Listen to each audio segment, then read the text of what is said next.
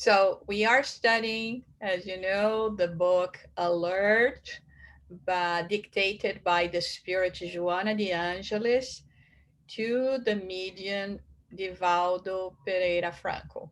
Okay. This is a book that has not yet been published, so we are working and still working on its translation with revisions, etc. But we are capable already of sharing with you and start this study. Um, the book is composed of 60 lessons, and we are each lesson is independent from the other, and we are on lesson 41. And today, Joanna de Angelis is going to talk about us to us about having courage. Okay, so yeah, I guess we all need that as well. Let's start with the first lines. In the afflicting contingencies of every day, and in the seemingly slow passing of time, stationed under the injunction of extenuating internal pains, do not become startled, nor break into delirious blasphemies which will further complicate the situation. There is no storm as devastating as it is lengthy that does not cease. So, as always, she starts by giving in the first paragraph is the the tone of what she's going to be presenting to us, what she's going to be discussing, bringing. And in this case, as we can see by the title and for this first paragraph, that she's talking about the difficulties that we have in life. And boy, don't we have so many right now. It's been a very challenging time for everyone, right? And so she is talking about the natural reactions that she understands that us as human beings will have when we are facing those kind of difficulties, pains, and challenges. The first thing that comes to mind is it never going to stop. It's a never-ending situation. We are overtaken by pessimistic ideas. We dismay, and of course, we lack courage to continue. That's why the lesson today it talks about having courage. But then she comes and tells us something that we have experienced by ourselves. We are all adults here, and of course we have all gone already through so much and have overcome all of this, and other things came, and we keep on going like that. So she's saying that even when we think that we are really living what could be called a storm, a time of storm, it doesn't mean that it's not going to end. So this is the first thing. In a very motherly way, she's saying, I know, I understand, but please do believe me that as bad as it may seem now, it is going to end. There is going to have a stop. So anyone would like to say something I, at I this would, point? Musada, I would like to say something. Mm-hmm. It's so amazing, not amazing, but it's so beautiful how uh, for every time we seem to have problems, this comes in.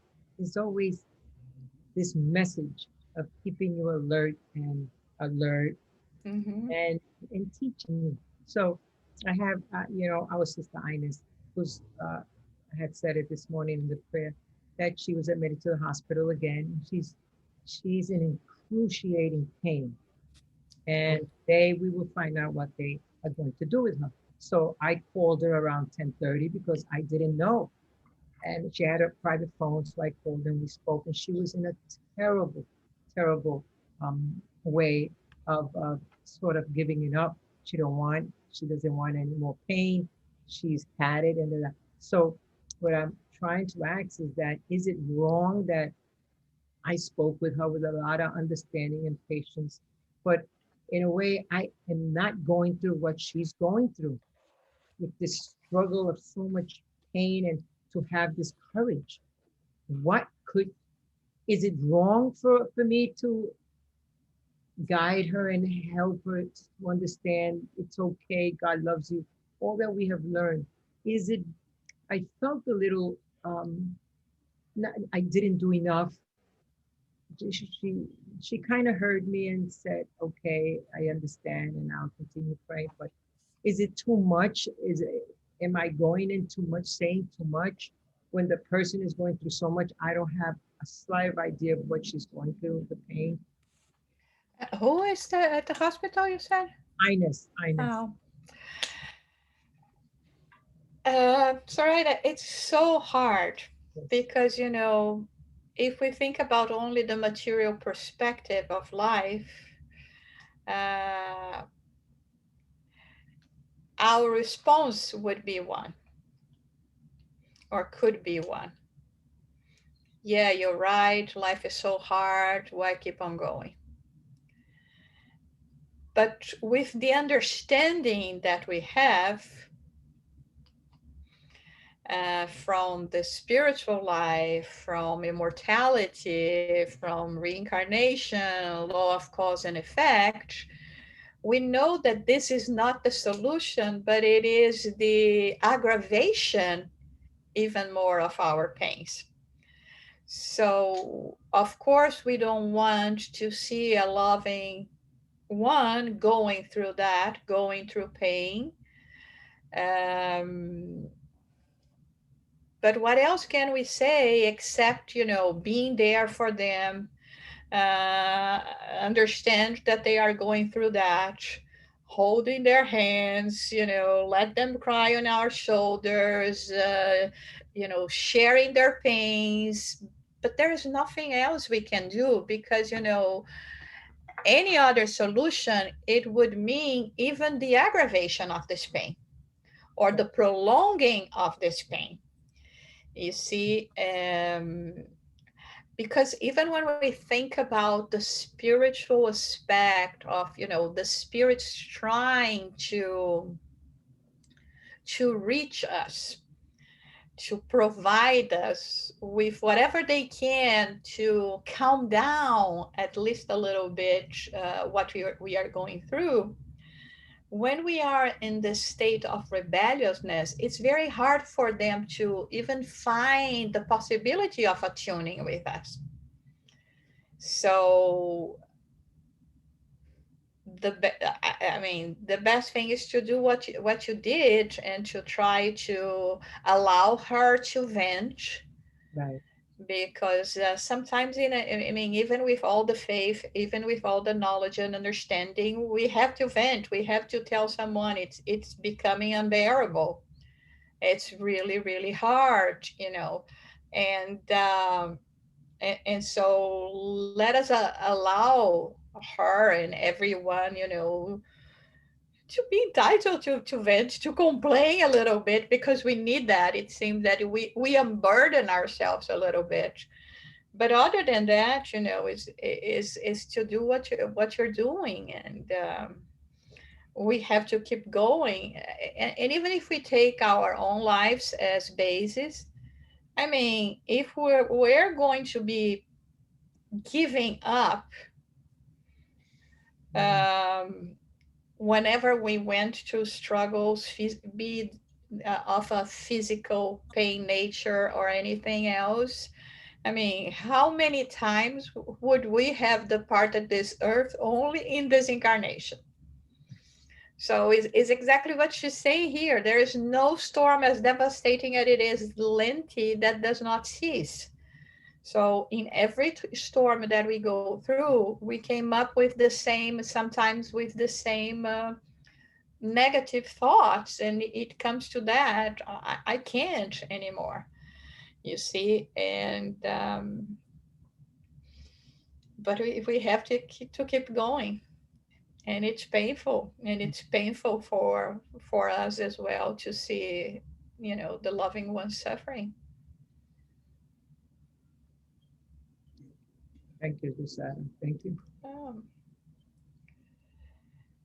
okay, let's see what else she talks next. There is no joy, even if complete with blessings and glories, which does not end.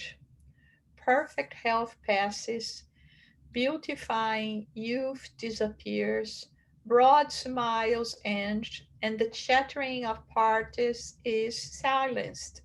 In the same manner, the thorn of misfortune disappears, sickness extinguishes, misery changes places, death opens the door to life in triumph. So here she's trying to say, regardless of, what we are experiencing now, be, the youth, perfect health, excellent situation, friendships, joy, it doesn't mean that it's going to last as well, because we require still, because of the nature of our spirit, we still require, the contrasts, the different experiences. Take, for example, before and after the pandemic, how much have we changed it in terms of, the values we give to things that we had or have, how much in such a short period of time, that led us to reevaluate even, where I was placing my joy and happiness versus now. So here is not just perhaps the idea of losing the joy, but even situating it better. Perhaps before, joy would be, just go out with friends, get drunk, being responsible, whatever. I don't know. Now you say, well, I'm liking my time. Not having to wake up with a tremendous headache the next morning, something like that, Uh, um, we are changing, we are shifting. The more we mature, the more we experience. So here again, it doesn't mean just to lose those things, but even to place your ideas of happiness, joy, that once was in the one area, now you see that it is in a different area. And on the same token, uh, even the misfortunes. Before, I would say, not going out is bad, I'm unhappy. Now I say, well, yeah, I miss that, I wanted to do that again, but it's not so bad. I'm getting the opportunity of finding, other interests in my life that it's being very fulfilling. For instance, I'm trying to get some examples here. um, in the stage of evolvement that we are still bound to the ups and downs. It's not going to be like that always. We are working hard to change that and to have more moments of joy than moments of sadness. Questions, comments?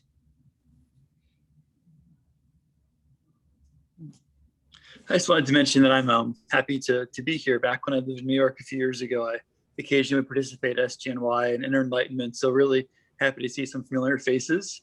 I was happy to learn about this space. And regarding the topic, I recently came across this quotation that said, "We are flawed creatures, all of us. Some of us think that means we should fix our flaws, but get rid of my flaws and there'd be no one left." I think in some ways it was kind of being comical, but also thinking about the reading from Joanna de Angelis. Something I'm trying to do is to not catastrophize when there's a struggle, but to see it as an invitation to grow. Because I feel like those struggles they must be part of life, because that's why we're blessed to be in this body. And so I'm trying to, instead of like she mentioned, being delirious or freaking out. I'm trying to just kind of sit with the pain and the attention and try to find the lesson that's there for me to find. But it's tricky, easier said than done. Absolutely, Jeff. It's very good to have you here with us, and be welcome at any time. We Oh, still thank you, Laura. continue with so many, activities during the week. But yeah, I love this phrase that you mentioned because, it says so much. It's not just a matter of putting our flaws aside. To really put a flaw aside, we have to substitute that with a virtue. So it is a process. We will not become just emptiness, just remove, and what else is there. You see, it is a whole process of changing. I have a friend, a spiritist, a medical doctor, that he has a very interesting way of telling us what it means to achieve virtues. He says that we are like those little, tiny. We could imagine like those little tiny cups of water. Even the one that sometimes we use at the Spiritist Center, and empty. Empty means that each one of us represented the flaws that we have. So let's say that I have the flaw of being someone with very proud, in a negative sense. So I'm not talking about being proud of your work, being proud of your achievement, but the proud in the negative sense, or selfish. And then we can say that this tiny cups, they are completely empty. The more we start accumulating the opposite of them, so in the cup of selfishness, I start putting each time more a bit of altruism, thinking about others. In the cup of pride, I begin, filling up with a little more of humility. So the cups are there for us to achieve this virtue. But so far, we have not been able to exercise them to fill up the cups. So I always thought it was a very interesting analogy. Uh, we have the potential to live in the fullest of all the spiritual acquisitions in terms of the virtues that we can conquer. It's just a matter of, a drop after drop, drop after drop. So let's see what else he says here. Everything that happens to human beings is formed by their own precious accumulation, which will follow them as treasure that they can invest according to the circumstances they must face in the process of evolution. Well, we can even use the little cup, okay? The more I fill up the cup with virtues, the more I'm accumulating those treasures of the soul. But on the contrary, and all of them is going to represent facts and experiences for the present and the future. So, in other words, what she's trying to say here, something that we keep on repeating, we cannot blame anyone for the experiences we are going through. Everything is just a result of the law of cause and effect. And what we lacked so far was awareness. We didn't know that. Of course, I'm just going to be thinking about my immediate satisfaction, my immediate gain. Right now that I know that is not exactly like this that I should be thinking, I can plan better. Right, I can think about what I'm going to be reaping in the present, and then in the future. So this is what she's talking about here. Everything that we have done is going to reflect in what we are today, what we have accumulated. Good things, bad things, nothing. Everything is going to be this reflection. Comments, questions? No, Orlando put a question here asking if we suffer because of the body, because we are incarnate. No, no, Orlando. That would be actually good news for us if it were so. But according to the reports that we have from Spirit Life, from the spirits, I mean, if we get this collection of, books, Life in the Spirit World, that was dictated by the Spirit and Andrea Lewis to Chico Xavier, we will see how much the spirits talk about suffering, even physical suffering, that it's hard for us to make sense of what physical suffering really means when we are talking about the life of the spirits. So it is not a privilege, so to say, of the incarnates, because its origin is in the spirit. So now you can come and say, listen, my physical body is 100% okay. I have no pain whatsoever. I'm at the perfect weight, perfect height, and no cholesterol, no diabetes, no nothing. It's a wonderful machine, and it's still, it may not be enough, because then your professional life may be bad, and because of you know trouble to you, uh, your personal life may not be that good, relationships. So if it were just the body, and actually what the spirits tell us, that sometimes it's easier for us to cope with physical pain than with emotional spiritual pain. So it's not absolutely related to the body. We may have particular situations that it is due to the body, but still the root is always going to be in the spirit. Any comment, question?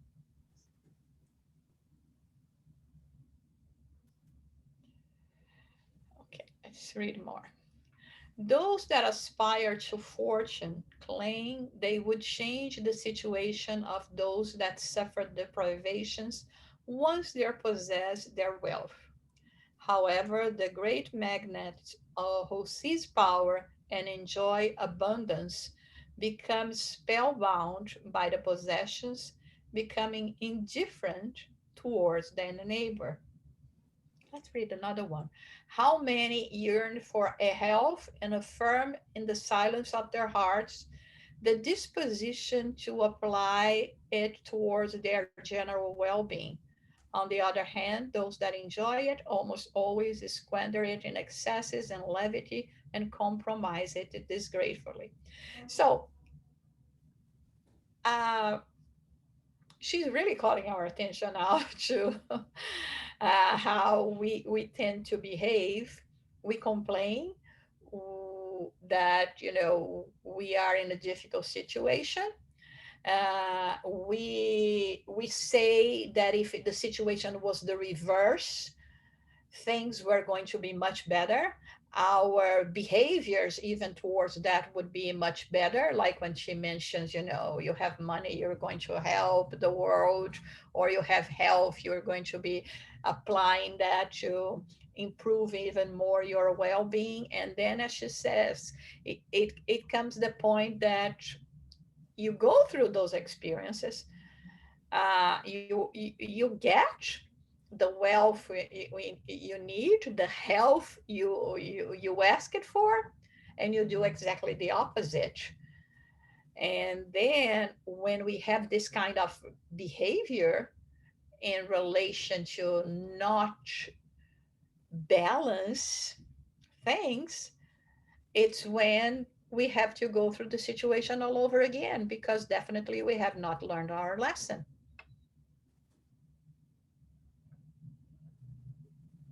And it is a mercy of God in a way, because if we have complete health, and because of that, I keep on, jeopardizing my health situation with my behaviors, unless there is a red sign ahead, I'm going to be doing that until, who knows, right? Until everything is really bad. So it comes to a point, like very much in the with the children. We come and say, you're allowed to play with your video game 1 hour a day. And then when we are not looking, what they're doing, 2 hours, 3 hours, 4 hours, 5 hours, and then the school comes and says, they're behind their homework, they're doing very poor in their tests, and then you find out that it was because they were abusing their right to have their time to enjoy, to to do their things. But then what is going to be the response from the parents? Time out, no more, until you learn discipline, until you get your privileges back.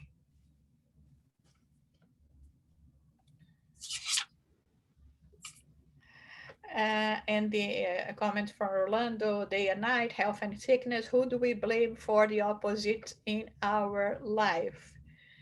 US, us. There is nobody else.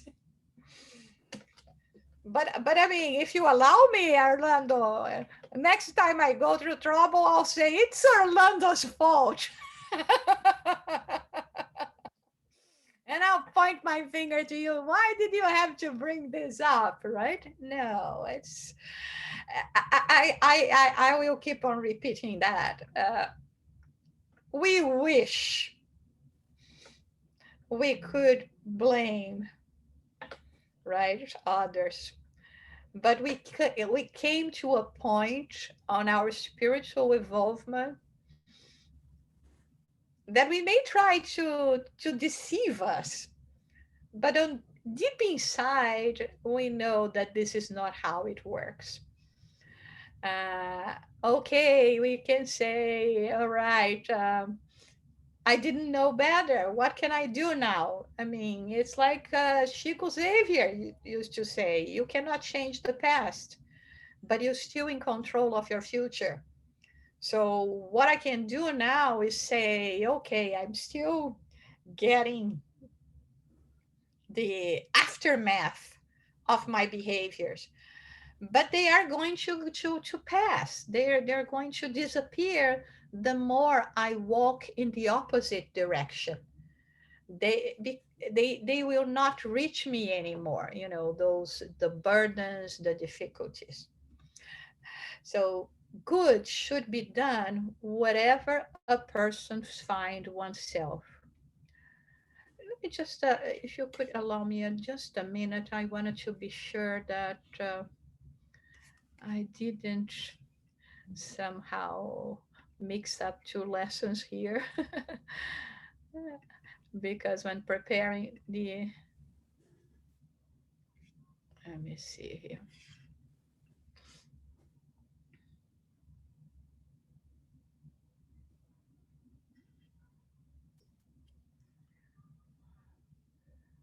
Have courage. Okay, now it's right. So good should be done whatever a person finds oneself. For that reason, situations and conditions which you are not responsible for should be faced with serenity and moderate action, since they are part of life's context to which all beings are bound. It's important what she's telling us here, because things are not necessarily one way or the other. Okay, and all simple answers. Oh, you're going through that because probably you did that in previous life. No, I mean, if I live in a country in the north side of the world, or or in the north pole or south pole, what kind of temperatures am I going to be expecting? Is it my fault that I'm going to be living under inclement weather, lower temperatures? No, it's the characteristic of the place I chose to live. Of course, I always can move to a warmer place, but it's the characteristic of the place that I'm now belonging. So the place that we now belong, planet Earth, is still a world of trials and atonements, going through a transition for a world of regeneration. It has, its own mechanisms that are going to reflect on us in a positive or negative way, and it has nothing to do with a particular action that I may have committed in the past. So not everything that we go through is like, for instance, now even this pandemic, it's not a result of what I did me as a person, as an individual. Perhaps in a collective way we all need to learn the lessons we are learning now, but it's not exactly something that pertains to me, and to some people perhaps not even a little, but it's part of what is happening in the planet right now. It is part of the condition of the world that is the only one so far that could accept our visa, right? So maybe we want to apply to live in, more evolved worlds like Jupiter and Saturn. I don't know, but we still do not have the necessary visa, right? The nuptial gown that we will entitle us to be part of this, those happier worlds. So this is what she's trying to say here. In any circumstances, the whole situation that we go through should never be an impediment for us to keep on going, to have courage, to do good, to do what we are supposed to do. Questions, comments? Okay, another one. And this is a long one today. Life itself is the superior substance. It should be mined and elevated in order to reap its benefits. One day succeeds the next, carrying with it the accumulated experiences, forming a unity of values which will mold the being's future injunctions. So again, she's talking everything that we are living today and we are going to live tomorrow is the result of what we have been doing. It's the accumulation of all the experiences. Even when we are going through bad or good things, I mean, the experiences that we gather from that is like when I'm going through a bad experience, I went through that already. I know that despair is not going to help. I know that blaming others is not even fair. I know that it's not necessarily going to change this scenario, but just perhaps aggravate even more, especially in relation to the ones that are surrounding me.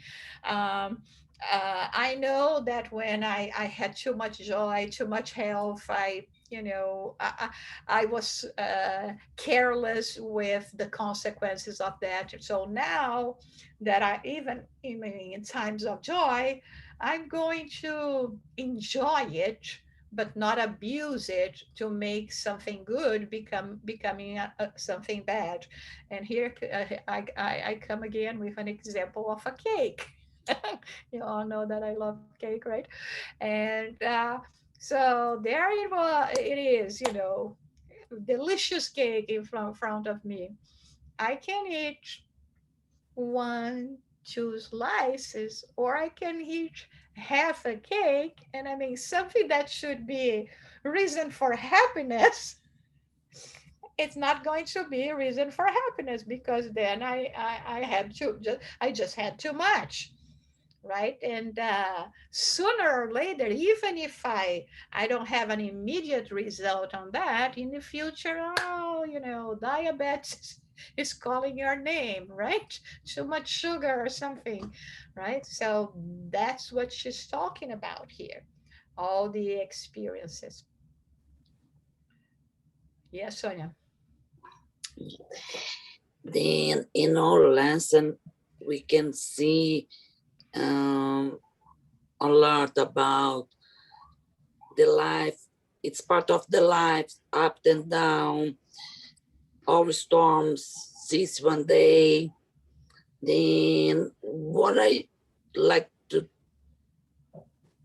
say here is it's not means we need to be cross your arms and waiting for better days.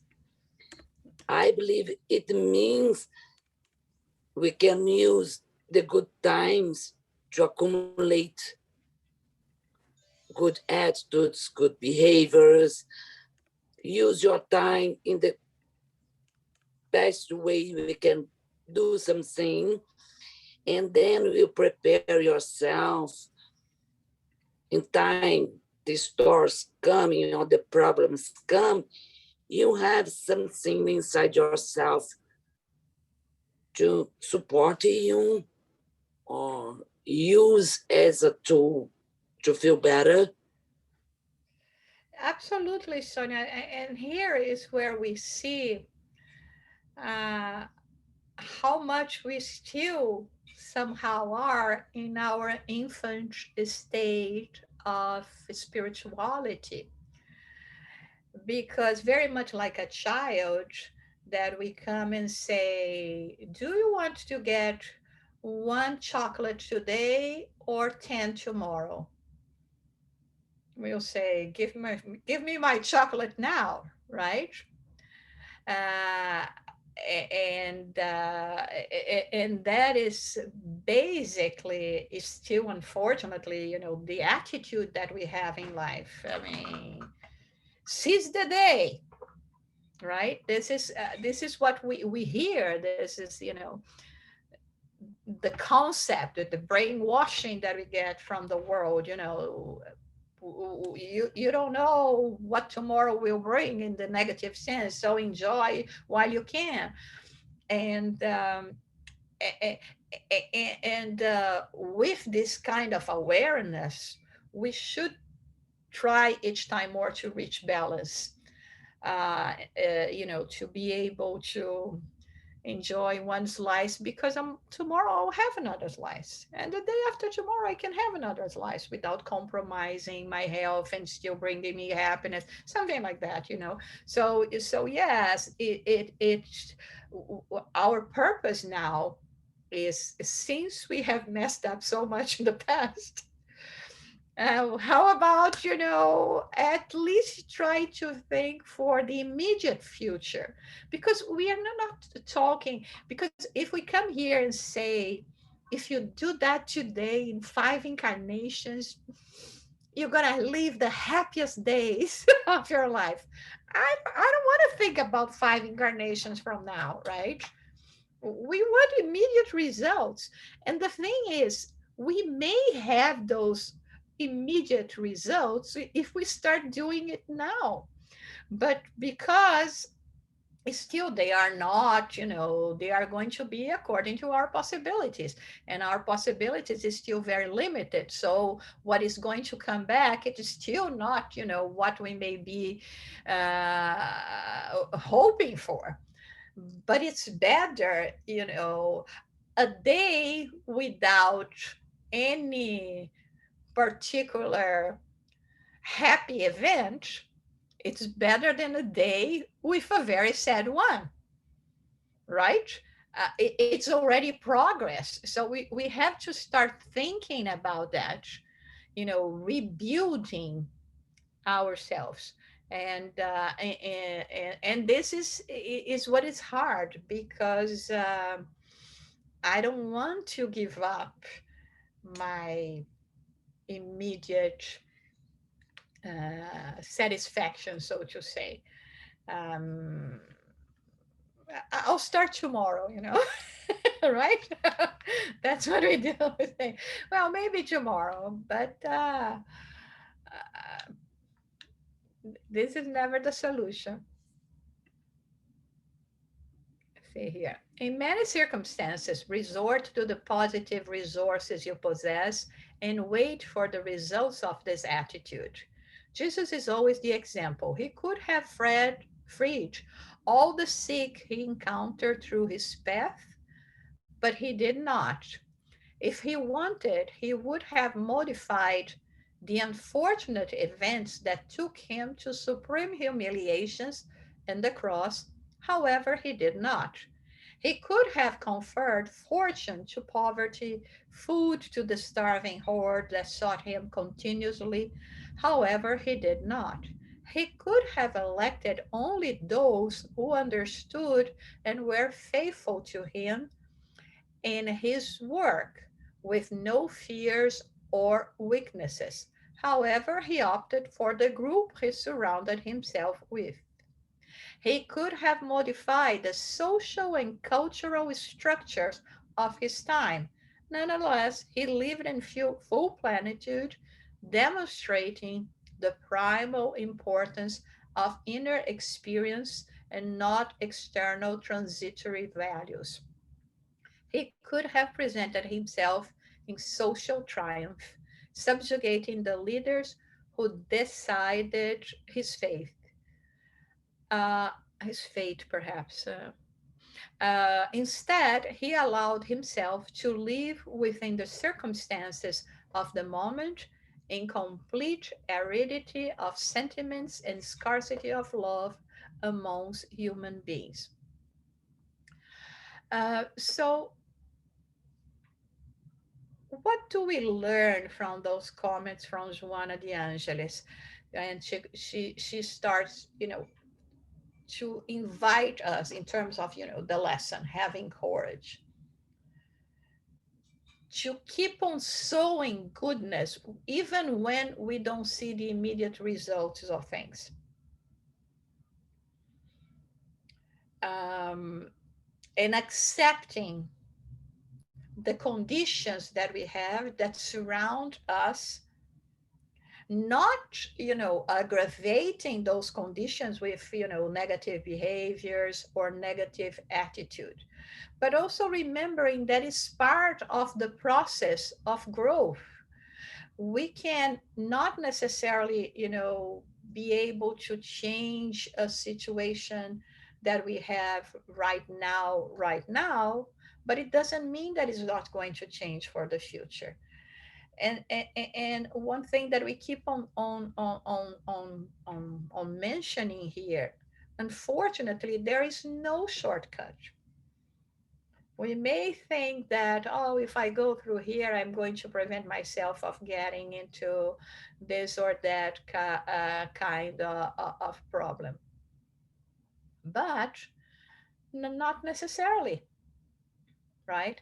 So here, that's why she's giving us this example uh, in relation to Jesus, because it sometimes is also a matter of acceptance.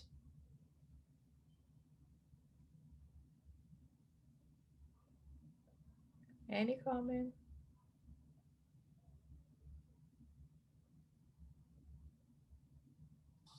I have a comment, Yeah. Jassara. Um, I I I believe that for us it's so necessary to do our best with what we have in the conditions that we are right now. It's very important to have this, to think about the future and to think about creating a better future than what you have right now in this life or in the previous life. That is why we need to have so much responsibility towards our actions, because everything that we are doing today, everything that we are creating today is going to have, it's going to like a wave in the ocean. We are going to have results of our actions today in the future. So goes towards what Joanna de Angelis said and what you are commenting now, and is what I say to me every day, that even if the conditions are not the conditions that I was wishing, those are the ones that I have right now, and I'm supposed to do my best right now with what I have. Exactly. That's exactly that. It's a learning process, right? That's why we are in a planet that they call a school, a hospital, uh, a prison somehow, because in different phases and circumstances of life, it represents all of this to us. We are here learning.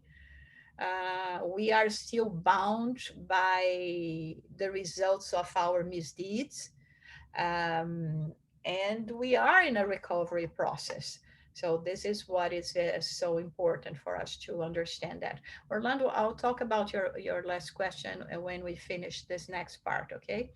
Um, about Joanna de Angelis. So Jesus, though, knew the fundamental reasons of all human problems and the slow methodology of evolution, recognized that emulation through pain is more significant and listened to than that of love, which is always neglected.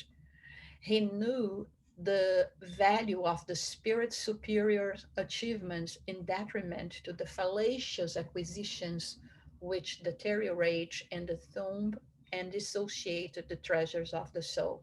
Therefore, have courage and behave as he did when faced with difficulties and problems that will pass. Equip yourself today with hope for your joyous tomorrow. Let's think here about the example of Jesus' healings, for instance. Every time he would heal someone, he would say to his person, perhaps not every time, but I mean, this is what we hear. He would say, "Go and sin no more," right? Uh, and which is implicates that the end result of our misdeeds, the mistakes we commit, is directly related to our behaviors. And that even when he provided healing, he if people did not learn from that and amend their ways, they would incur again in the same situation. That's why, he didn't try to change the dramatically with the possibilities that he could have used it, the circumstances of his time, because he knows that it requires, the time to grow. I cannot come in a baby's room and say, you know what, I don't have patience to deal with babies. Please, I want you to be at least 5 years old by tomorrow. It's not going to happen. Or please be 21 or be independent soon, because it's been very hard on me, right? It doesn't happen this way. Even if we could make the body grow, it doesn't mean that the spirit would grow in the same speed. So that's why, in a way, acceptance, even when we do not understand quite well yet why those things are happening, why they are the way they are, for the moment, is the best way for us to do to be and to behave. And with that, with acceptance, we gather courage to keep on going. We will not lack hope. We will not miss the opportunities of enjoying the little victories that we have each and every day. Just open your eyes in the morning, maybe one of them. You could have been called during the night, right? Back. And so you open your eyes in the morning, since we like to live in this earth so much, it's a victory, right? So all of that is this so important lessons. And I think that in times that we are living now, it's crucial for us to keep on going, to learn the first, the first phrases that she said. Everything will pass. It's never going to last this way. Keep on, keep on doing the good work, and you will see the results. It's just a matter of time. And maybe it's not going to be today or tomorrow, but it's not that it's not happening. It's like when we plant a seed. I go there frustrated, for so many weeks, and I don't see nothing happen. Where is the plant? Where is the flower? Where is the fruit? It doesn't mean that it's not happening. And it is happening much more than we think, because, the gardener is the creator, and we couldn't be in better hands, right? So Orlando asks about Joanna de Angelis, whether she went through struggles or not. Oh my God, Orlando, so much that we wouldn't envy her for a minute. For starters, she was the that we haven't notice of. She was the spirit. She lived during the time of Jesus with the name of Joana de Cusa. She was married with a man that worked for the government, not in a very high position, but she had a very stable financial situation. But he was a brute. He was very difficult. She wanted to leave him. Jesus said, "No, your mission is in your home. Keep enduring what you have to endure there." But she kept on following Jesus.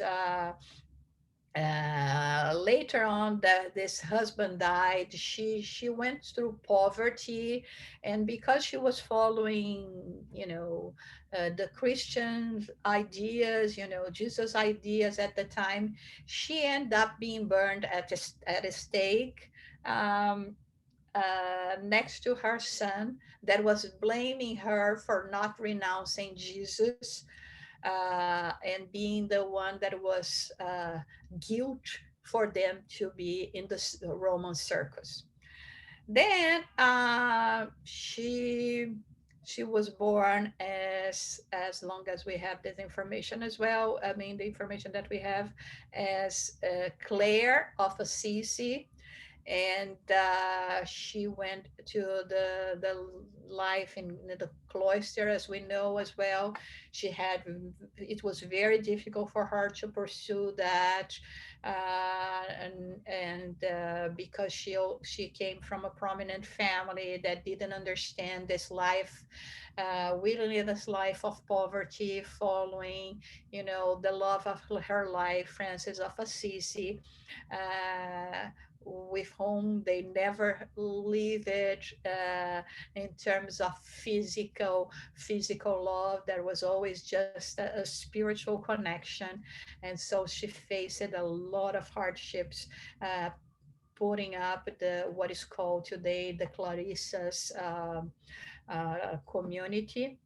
Then she was born in Mexico, as and she was one of the servants of the queen at the time. But do you remember that at that time the servants, they also came for very prominent families? She came from a very prominent family. That was what the reason why she was accepted to be one of the direct queen's service. And she spoke languages, and she was extremely intelligent. She always love it to read and to write poems. But then it came a time that she really decided that her life was to be dedicated for the church. And so she renounced everything and she went to live in the church. But she suffered because she was envied all the time. Because she was very uh, intelligent, and priests at that time could not accept that in a woman. And she was persecuted.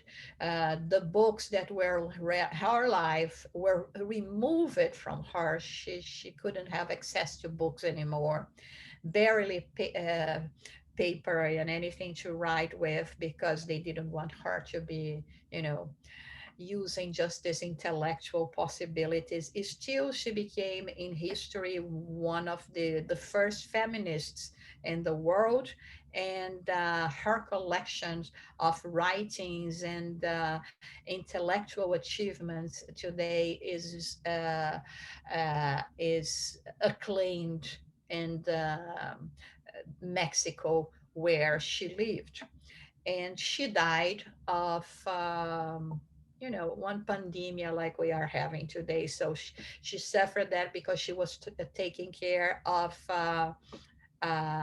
all the other nuns. And she caught the disease herself, and she died for that. Okay, so not an easy life as well. And finally, the other life that we know from her, that her name was Joanna de Angelis. She lived in Brazil in the time of slavery. And the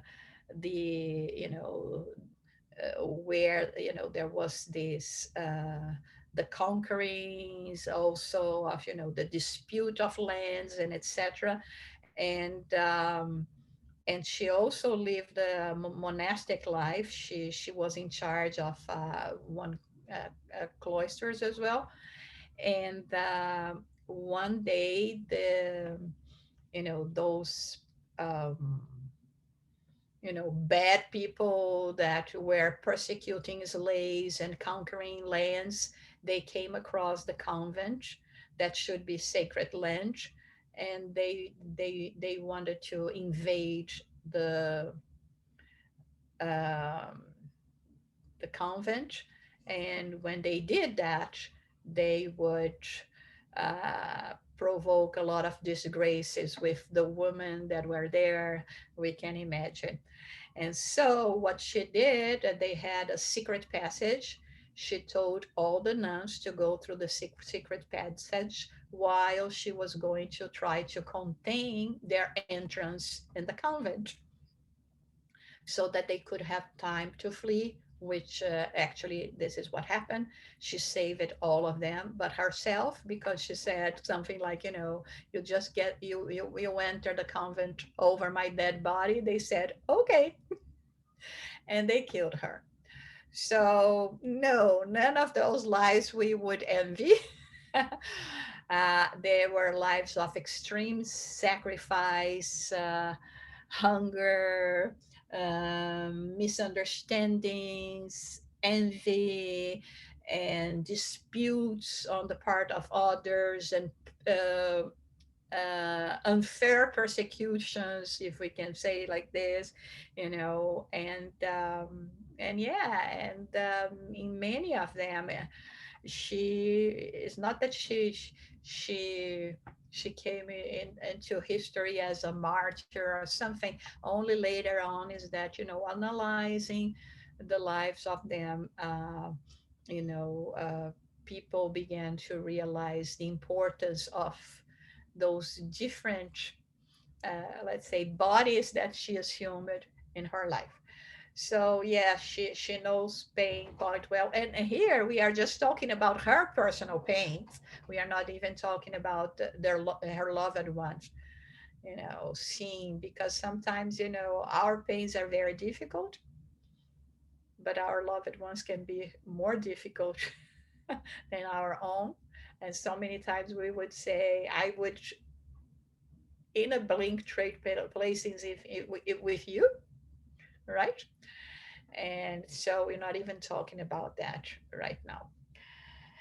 So that's what we had for today. And next week we have lesson 42. And any final comment or question you would like to?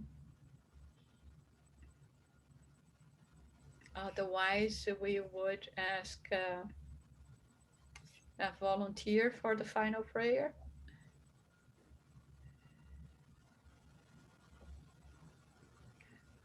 Okay, so right, if you want to do the, you are. Let me mute you here. Okay. Okay, all right. Okay. To our beloved Jesus, our spiritual benefactors, our guardian angels, with our hearts full of gratitude, we are so grateful